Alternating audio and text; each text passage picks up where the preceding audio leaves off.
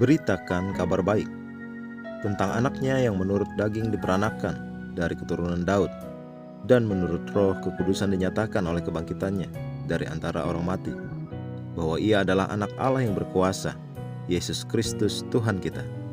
Roma 1 ayat 3-4. Alkitab berkata bahwa Yesus dinyatakan sebagai anak Allah dengan kuasa menurut Roh kekudusan melalui kebangkitan dari antara orang mati. Dia hidup selamanya.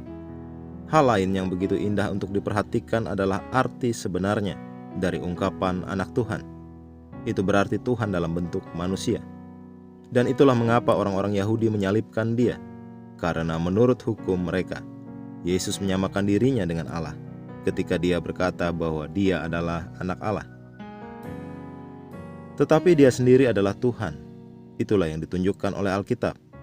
Titus 2 ayat 13-14 menyebutnya Allah yang besar, dengan menantikan penggenapan pengharapan kita yang penuh bahagia dan pernyataan kemuliaan Allah yang maha besar dan juru selamat kita Yesus Kristus, yang telah menyerahkan dirinya bagi kita untuk membebaskan kita dari segala kejahatan dan untuk menguduskan bagi dirinya suatu umat kepunyaannya sendiri yang rajin berbuat baik.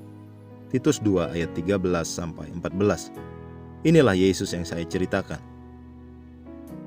Dalam Kisah Para Rasul 1, setelah kebangkitannya, ketika dia berbicara dengan murid-muridnya dan menjawab pertanyaan-pertanyaan mereka, Alkitab berkata, sesudah ia mengatakan demikian, terangkatlah ia disaksikan oleh mereka, dan awan menutupnya dari pandangan mereka. Kisah Para Rasul 1 ayat 9. Mereka melihat dia naik ke surga. Dia tidak tiba-tiba menghilang. Dia melayang di depan mata mereka. Haleluya. Alkitab mengatakan mereka sedang menatap ke langit waktu ia naik. Kisah Para Rasul 1 ayat 10. Itu adalah hal yang paling mulia yang pernah terjadi di dunia ini. Yesus tidak hanya bangkit dari kematian, tetapi juga secara fisik diangkat, dan mereka menyaksikan dia naik ke surga. Terpujilah Tuhan. Alkitab mengatakan dua pria muncul dalam pakaian putih dan berkata kepada para murid, hai orang-orang Galilea, mengapakah kamu berdiri melihat ke langit? Yesus ini yang terangkat ke surga, meninggalkan kamu, akan datang kembali dengan cara yang sama, seperti kamu melihat dia naik ke surga. Kisah Para Rasul 1 ayat 11. Ini adalah pengumuman yang sama yang harus kita beritakan ke seluruh dunia saat ini. Beritahukan semua orang di seluruh dunia ini bahwa Yesus dibangkitkan dari kematian dan bahwa dia naik ke surga. Dia kembali lagi. Adalah tugas kita untuk mengumumkan kabar baik ini di mana-mana. Biarkan orang-orang di sekitar kita tahu bahwa Yesus akan datang kembali, dan itu lebih cepat dari yang mereka bayangkan. Mari kita berdoa.